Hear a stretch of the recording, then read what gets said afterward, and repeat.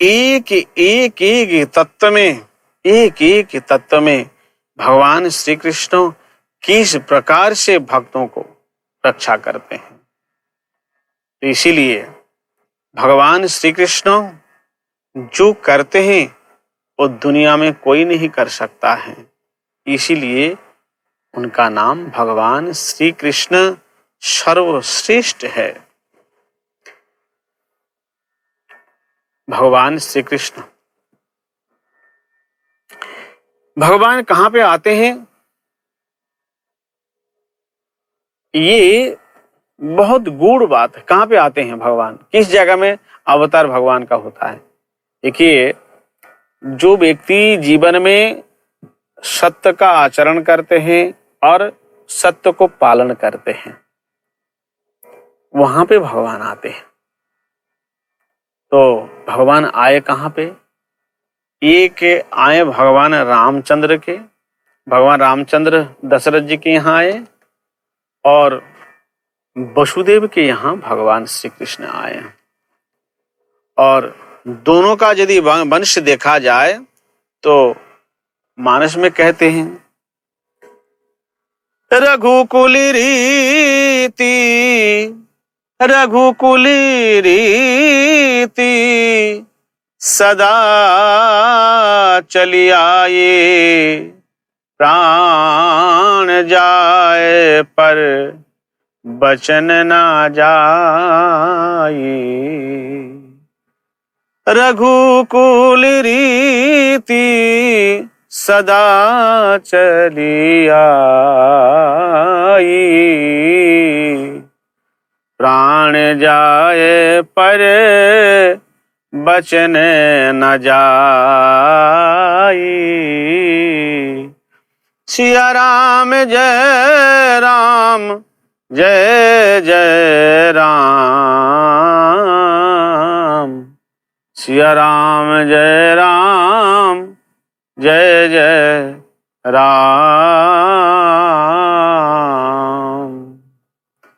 तो भगवान रामचंद्र आए जहां सत्य का पालन होता है, भगवान वहीं आते हैं। इस जगत में हम सब कितना सत्य बोलते हैं और कितना सत्य के ऊपर चलते हैं। व्यक्ति यदि रात को 10 मिनट बैठ करके अपने आप को मंथन करेंगे तो सब पता चल जाएगा। मैं दिन में, कोई व्यवसायी हो, कोई साधारण लेबर हो, कोई भी हो, कितना झूठ बोलता है उनको पता चलता है। तो सुनो, जहां झूठ है, जहां मिथ्या है, वहां कभी भगवान नहीं आ सकता। इसीलिए तो बड़े बड़े ऋषि मुनि एवं निवृत्ति परक हो जाता है। क्यों? जितना संपत्ति होगा उतना ही विपत्ति और झूठ बोलना पड़ेगा। इसीलिए रघुकुल रीति सदा चली आई, प्राण जाए, प्राण चला जाए, पर अपने वचन नहीं त्याग सकते। कई को वचन दिया, हालांकि ये भगवान की लीला है, भगवान की लीला पुरुषोत्तम है और भगवान लीला करके जगत के संसार को आनंद दे रहे हैं और जगत के जितने भक्त हैं उस लीला को दर्शन करके अपने चित्त में सुख की अनुभूति करते हैं। तो भगवान रामचंद्र को वन में भेज दिया, केवल एक पत्नी के वचन के आधार पर वचन दिया, वरदान मैं दूंगा, और ऐसे समय पे वरदान मांगी और उनको देना पड़ा और उसके कारण उनका शरीर ही छूट गया। तो रघुकुल रीति सदा चली आई, प्राण जाए पर बचन ना जाई। हाँ, यहां पर भगवान श्री कृष्ण आए कहां पे? भगवान श्री कृष्ण आए यदुकुल में। यदु महाराज कौन है? यदु महाराज है ययाति महाराज के पुत्र। ययाति महाराज के पुत्र है यदु। ययाति महाराज के 2 शादी हुई, एक देवजानी से हुई दैत्य गुरु शुक्राचार्य की बेटी और एक शादी हुई वृषपर्वा राजा क्षत्रिय राजा की कन्या से। और ये कैसे हुआ उनके साथ, कैसे शादी हुई उनके साथ? राजा तो क्षत्रिय हैं और शादी किया ब्राह्मण कन्या से। देवजानी और शर्मिष्ठा दोनों आपस में सहेली थी और बहुत मतलब प्रेम था दोनों में। और रोज एक सरोवर के पास जाकर के शाम को रोज अपना आमोद प्रमोद कुछ कहानी ऐसे करते हैं। महाराज जजाति वंश से यदुवंश शुरू हुआ, तो ये सूर्य वंश, चंद्र वंश, भगवान रामचंद्र का वंश है, सूर्य वंश है, और भगवान श्री कृष्ण का वंश है चंद्र वंश। चंद्र वंश में राजा हुए, बहुत मतलब ये लंबी कथा है, लेकिन हम यदु महाराज से शुरू करते हैं। यदु महाराज जी की शादी हुई दो, एक वृषपर्वा क्षत्रिय राजा थे उनके कन्या, और एक दैत्य गुरु शुक्राचार्य उनकी बेटी देवजानी। तो देवजानी ब्राह्मण कन्या है और क्षत्रिय राजा, कैसे शादी हुई उनके साथ? देवजानी और शर्मिष्ठा दोनों सहेली थी और ये दोनों शाम को एक जगह में जलाशय के पास में जाकर के रोज आपस में चर्चा करती हैं, आपस में वार्तालाप करती हैं। एक बार दोनों ने कहा, अच्छा एक काम करते हैं, हम दोनों ये स्नान करते हैं इस सरोवर में। बोले अरे वस्त्र तो लाए नहीं, वस्त्र लाए नहीं तो फिर क्या करें? बोले अरे यहाँ तो कोई है नहीं, शाम का समय है, चलो वस्त्र ऊपर कर देते हैं और स्नान कर लेते हैं। ऐसे ये दोनों ने वस्त्र ऊपर रख करके और जैसे जल के भीतर गई, स्नान करने लगी और कहीं से भोलेनाथ नंदी सवार होकर के और आने लगे उधर। तो ऐसे ही बेल की आवाज, पैर की आवाज सुन करके बाहर आई और जल्दी में दोनों क्या किया, जल्दी में देवजानी का वस्त्र शर्मिष्ठा ने पहन ली। और उस समय देवजानी कहती है, अरे मैं ब्राह्मण हूँ, तुम क्षत्रिय हो, और मेरे पिता तुम्हारे पिता के गुरुदेव भी है, उसके हिसाब से मैं भी गुरु समान हूँ, तो फिर तुम मेरे कपड़ा कैसे पहन ली? बोले गलती से हो गई तो क्या करें, लेकिन दोनों में बहुत झगड़ा हुआ।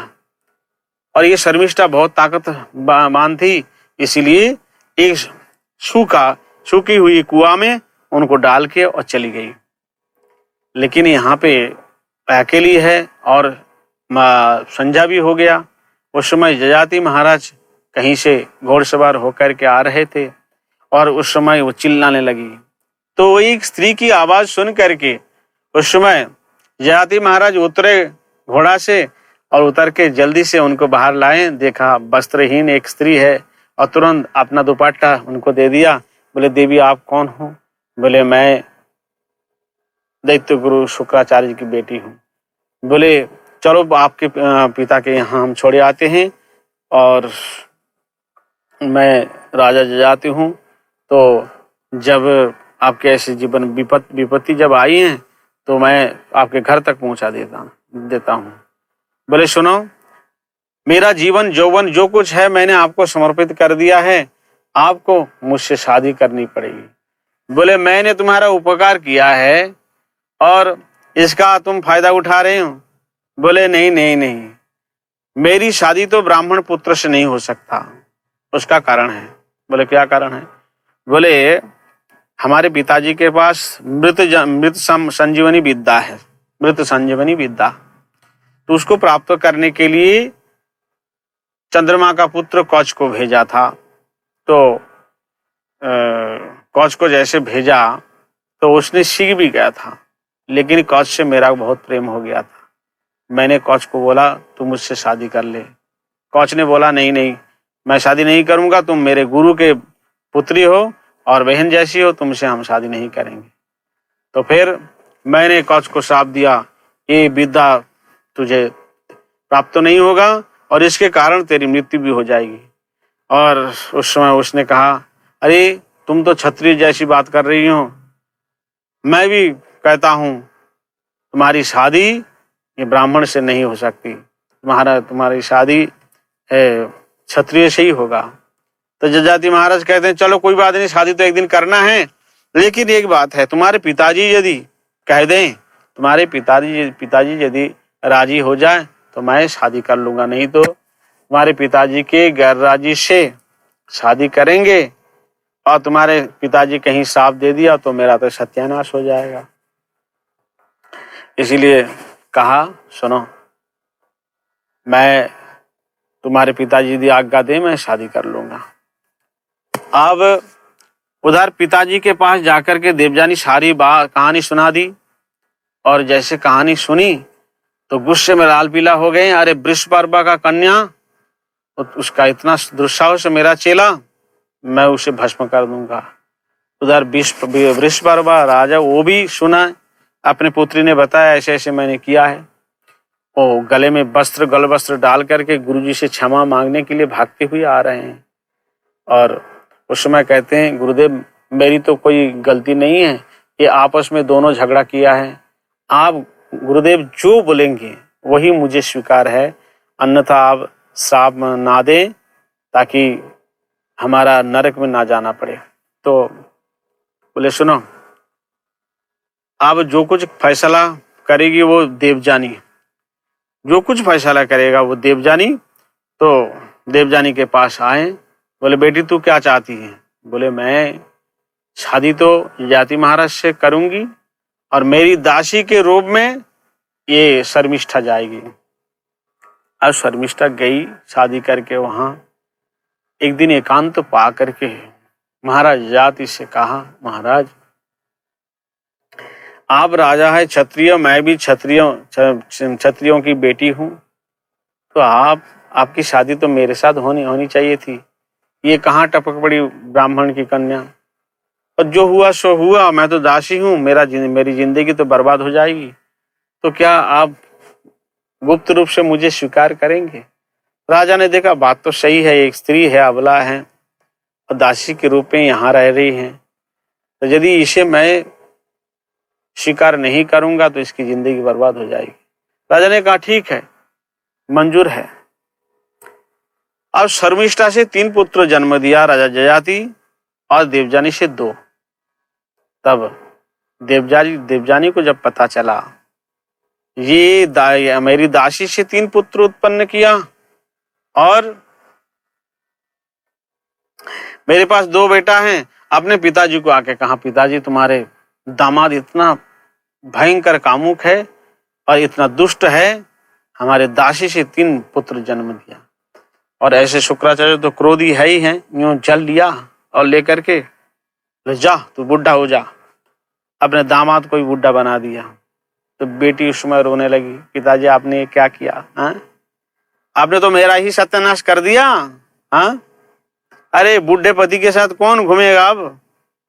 तो उस समय शुक्राचार्य कहते हैं अरे चल ठीक है, मैंने तो गलती जो की कर दिया तो अब तो नहीं लौट सकता। अब ये काम करो, ये 5 पुत्र हैं इनके पास, कोई भी एक पुत्र का यौवन अवस्था ले सकते हैं। तो समय यजाति महाराज सबसे पहले यदु को कहा, यदु तुम अपने यौवन अवस्था दे दो। इस बात को, इस तत्व को हम क्यों कह रहे हैं, उसका कारण यह है जहां सत्य है और जहां भागवत धर्म पालन करते हैं वहीं पर भगवान आते हैं। इसीलिए यदु महाराज ने सीधा मना कर दिया, ये शरीर मैंने प्राप्त इसलिए किया भगवान के भजन के लिए, तो मैं नहीं दे सकता। और यदि मैं ये शरीर आपको दे दूंगा तो आप शरीर में राजकार्य करेंगे तो ठीक है, लेकिन मेरे शरीर को लेकर के अब मेरे माताजी के पास जाएंगे तो मुझे मातृगामी पाप लगेगा, इसीलिए ये अधर्म नहीं कर सकता, मेरे ये शरीर नहीं दे सकता। तो यदु को श्राप दिया, तेरे खानदान में, तेरे परिवार में कोई चक्रवर्ती सम्राट नहीं बनेगा। अब मान लीजिए यदु ने माना कर दिया और पुरु ने दे दिया पिताजी को, और सुखदेव जी महाराज परीक्षित महाराज को कहते हैं परीक्षित तुम भी वही पुरु वंश हो, लेकिन भगवान किस वंश में आए? भगवान आए यदु वंश में। क्यों? यदु ने भागवत धर्म स्थापन किया है। यदु ने भगवान को प्रसन्न किया है। और सबसे छोटे पुत्र पुरु, ये पुरु ने लोक धर्म का पालन किया है। धर्म दोनों ने पालन किया, एक भागवत धर्म, एक लोक धर्म। तो इसीलिए उसी यदुवंश में भगवान श्री कृष्ण आए हैं। यदुवंश में ये आजमेर, देवमेर, यहाँ पे बहुत बड़े बड़े राजा हुए। उसके परिवार में सूरसेन, उग्रसेन, ये सब आए। लेकिन सूरसेन के पुत्र है वसुदेव। वसुदेव और कंस दोनों एक साथ में बड़ा हुआ है। उग्रसेन के पत्नी के गर्भ में जब कंस आए तो उस समय पंडितों ने अपना ज्योतिष शास्त्र से, ज्योतिष विद्या से कहा, महाराज उग्रसेन, आपके पत्नी के घर में जो बालक है ना, ये महान दुष्ट होगा और आपके खानदान को नाश कर देगा। तो उस समय इन्होंने क्या किया? उग्रसेन महाराज, कंस का जन्म हुआ, अब मिट्टी के बर्तन में कंस को लेटा दिया और लेटा करके जमुना में बहा दिया, क्योंकि ऐसे पुत्र को मार नहीं सकते, तो लेटा दिया। जैसे वो जमुना बहते हुए जा रहे हैं कंस, और वसुदेव जी के पिताजी सूरसेन जमुना तट पे रोज जाके तपस्या करते थे। तो वहां देखा ये बालक एक रोने की आवाज आई, तो सुन के तुरंत बालक को ले आए और घर में ला करके वसुदेव और कंस दोनों एक साथ में धीरे धीरे बड़ा होने लगा। एक दिन नारद जी आकर के कंस को कहा, सुनो, तुम्हारे पिताजी सूरसेन नहीं है, तुम्हारे पिता उग्रसेन है। सारी बात बता दी। तो इसलिए कंस को पता है वसुदेव कभी भी झूठ नहीं बोलता, कभी झूठ नहीं बोलता, सत्यवादी है। इसके कारण ही देवकी की शादी वसुदेव से कर दी। लेकिन ये तो आकाशवाणी का खेल है। शादी करने के बाद जा रहे थे और देवों ने घोष कर दी, दैव वाणी कर दी, अरे दुष्ट कंस, तू जिस अपनी छोटी बहन देवकी के शादी में इतना भावुक हो रहा है, हाँ, उसका अष्टम गर्भ काल होगा। और ऐसे स्थिति में अपने बहन को, केशों को पकड़ करके रथ से नीचे उतार के तलवार निकाली और गर्दन में रख दी। ना रहेगी बांस, ना बजेगी बांसुरी। लेकिन वसुदेव जी ने हाथ पकड़ लिया, बोले मैं सत्यवादी, मैं वचन देता हूं, ये तुम्हारा शत्रु देवकी नहीं है, देवकी के पुत्र है। मैं वचन देता हूं, जितने पुत्र होंगे ये सब पुत्र मैं तुम्हें सौंप दूंगा। एक तरफ रघुकुल रीति सदा चली आई, प्राण जाए पर वचन ना जाई। और इधर वसुदेव वचन दिया था कंस को, जितना पुत्र होगा मैं दूंगा। तो एक एक करके 6 पुत्र पहले दान दे दिया कंस को। कंस ने मार दिया उसे, और सप्तम गर्भ नष्ट हो गया। अष्टम गर्भ भगवान श्री कृष्ण आए। तो आप बताइए, अष्टम गर्भ में कृष्ण जब आया, क्या ओ कंस को दिया वसुदेव जी? क्या वसुदेव कंस को दिया अपने पुत्रों को? नहीं दिया। तो जहां पर सत्य की स्थापना होती है वहां पर भगवान आते हैं। तो आप बताएं, भगवान के पिता क्या झूठे हो सकते हैं, मिथ्या हो सकता है? तो भगवान आए कहां पे? जेल में आए भगवान। तो जैसे भगवान जेल में आए तो कैसे आए? शंख चक्र गदा पद्म धारण करके ऐसे आए। तो उस समय ऐसे हाथ जोड़ कर कहते हैं, अरे प्रभु, मैंने कंस को वचन दिया, जैसे आप शिशु रूप धारण करेंगे ना, तो वैसे जैसे शिशु रूप धारण करेंगे तुरंत कंस को देना पड़ेगा। उस समय भगवान श्री कृष्ण क्या कहते हैं आप सुनिए, बहुत आनंद आएगा। भगवान श्री कृष्ण क्या कहते हैं? भगवान श्री कृष्ण क्यों श्रेष्ठ है, इस तत्व को बताने के लिए हम इतने सारे भगवान श्री कृष्ण की लीला सुना रहे हैं। तो भगवान कहते हैं, अरे पिताजी, आपने कहा कहा था कंस को जो जितना पुत्र होगा आप दान करेंगे। ठीक है, तो आपके सामने मैं तो खड़ा हूं, आप मुझे देख रहे हैं, मैं भी आपको देख रहा हूं, आपसे मैं बात कर रहा हूं, तो आप बताइए मैं आपका पुत्र हूं क्या पिता हूं? आप क्या सिद्ध करेंगे? इसमें क्या सिद्ध करेंगे? क्या मैं पिता हूं? क्या मैं आपका पुत्र हूं? है युक्ति आप बताइए। बोले प्रभु, तमेव माताश्च पिता तमेव, तमेव बंधुश्च सखा तमेव, तमेव विद्या द्रविड़म तमेव, तमेव सर्वम मम देव देव। आप समस्त देवों के देव है, आप मेरे भगवान हैं, आप मेरे सब कुछ है, और इस त्रिजगत के पिता ही आप है। आप अपनी लीला के कारण ना जाने कितने रूप धारण करते हैं, पर आप तो जगत के पिता हैं। बोला हाँ, ये ध्यान रखना, मैं आपका पुत्र नहीं हूं, इसीलिए चुपचाप शिशु रूप धारण करूंगा, तो आप यहां से सीधे गोकुल में ले जाएंगे। आहा, अच्छा आप कह रहे हैं गोकुल में ले जाएंगे, तो मेरे हाथ में देखो ना, ये हाथकड़ी है, पैरों में बेड़ी है, तो फिर मैं कैसे जाऊंगा यहां से? भगवान श्री कृष्ण कहते हैं, देखो दो शब्द, यदि कोई व्यक्ति अगर माथे में बैठा लिया दो शब्द कृष्ण, तो संसार के जितने बंधन है ये सारे बंधन से मैं मुक्त कर दूंगा। इसीलिए पिताजी आप ये जंजीर की बात करते हैं, मैं संसार से मुक्त करने वाला आदमी हूँ। हाँ, तो बोले ठीक है, लेकिन ये कंस के जो प्रहरी हैं, ये तो एक एक दरवाजे में सब बैठा हुआ है। तो समय भगवान कहते हैं, सुनो, ये कंस कौन है पता है? ये जीवात्मा के अंदर बैठी हुई भोग वृत्ति का नाम कंस है। सोचते मैं अकेला साम्राज्य करूंगा दुनिया में, मैं अकेला राज करूंगा, मैं भोग करूंगा, मैं राजा होऊंगा, बनूंगा, और कोई नहीं।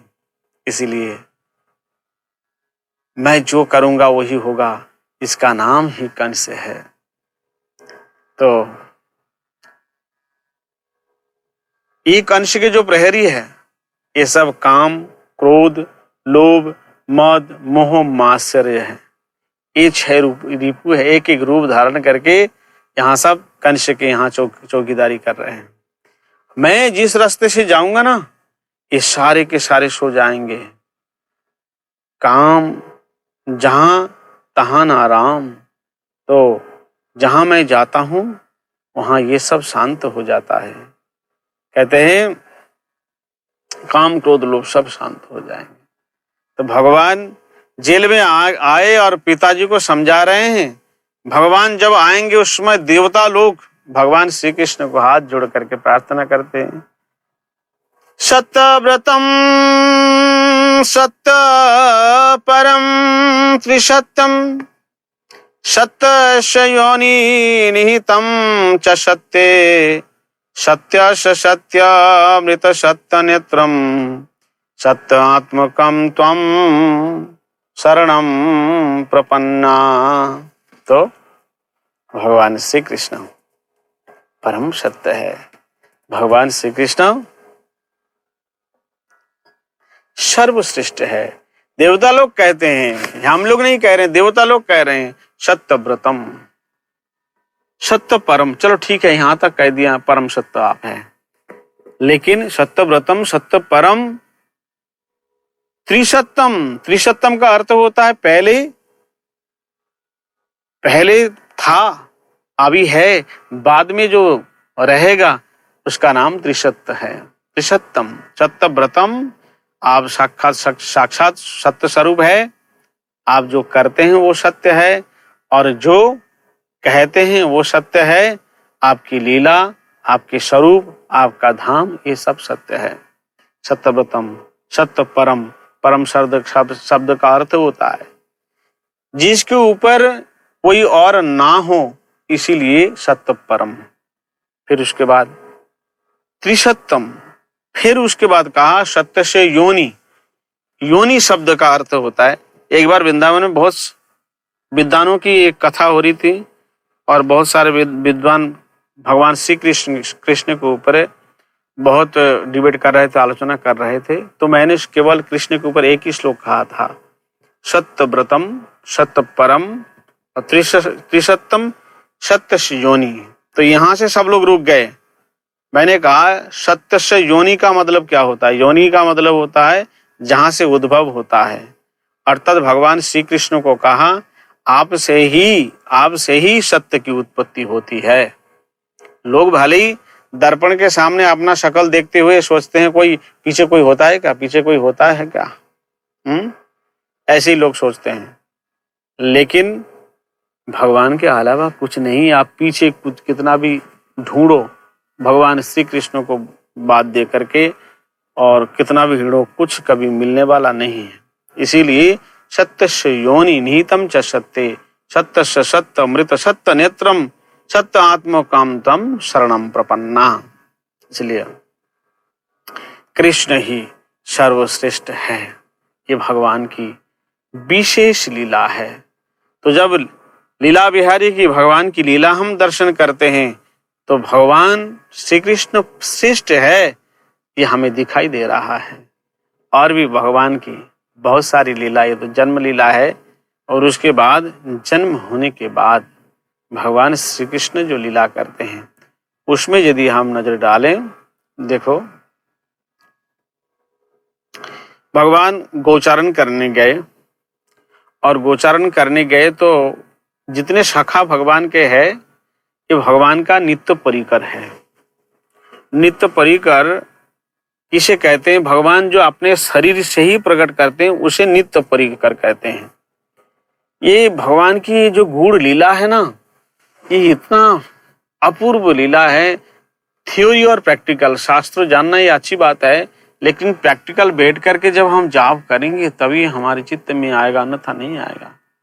भगवान का नाम ही आत्माराम है और आत्म काम है। आत्मा मतलब आत्मा कौन है? बोले आत्मा है राधा रानी।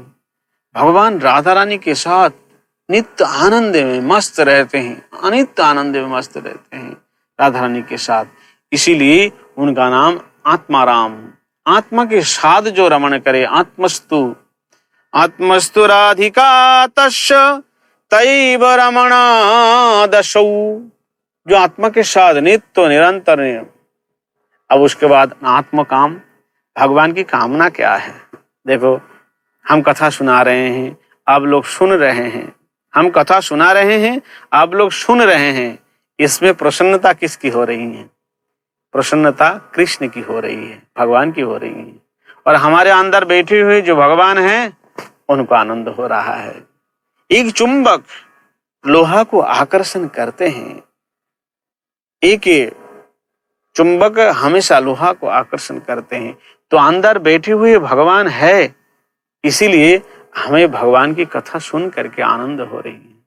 तो भगवान अंदर बैठ करके श्रवण करते हैं, इसलिए भगवान का नाम आत्म काम है। ये कामना है। संसार में जैसे आम पब्लिक घूमते हैं, भगवान कहते हैं मेरी कामना भी ऐसे ही कभी कभी होती है, मैं भी भक्त के पास जाके बैठूं और उनके साथ घूमूं फिरूं, उनके साथ वार्तालाप करूं। भगवान की अभिलाषा है। इसीलिए भगवान अपने शरीर के द्वारा ही परिकर तैयार करके सखाओं के बीच में घर से लाया हुआ भोजन सब खाने लगे। जैसे भगवान ये सब ग्रहण कर रहे हैं, एक दूसरे भगवान किस प्रकार खा रहे हैं। जैसे किसी के घर से टेंटी के आचार और बेर का आचार और इत्यादि आचार एक एक उंगली में फंसा करके भगवान ऐसे चाटने लगे, यूं करके चाट रहे हैं। ये ब्रह्मा जी देख रहे थे, अरे ये कोई भगवान है जो आचार चाटे? ऐसे कोई भगवान हो सकता है? अच्छा, यदि भगवान है तो इसकी परीक्षा होनी चाहिए। चलो इसकी परीक्षा करते हैं, इनकी परीक्षा करते हैं। तो क्या किया? सबसे पहले बछड़ों को ले गए। भगवान कहते हैं अरे तुम लोग क्या खाते ही रहेगो का? अरे हम इतने बछड़े लाए हैं, सब एक बछड़ा नहीं दिखाई दे रहा है, एक भी बछड़ा नहीं दिखाई दे रहा है। तो तुम ये काम करो, तुम लोग ऐसे यहाँ भोजन करो और मैं अभी देखता हूँ कहाँ ये बछड़े हैं, मैं हवाली लौट के आऊँगा।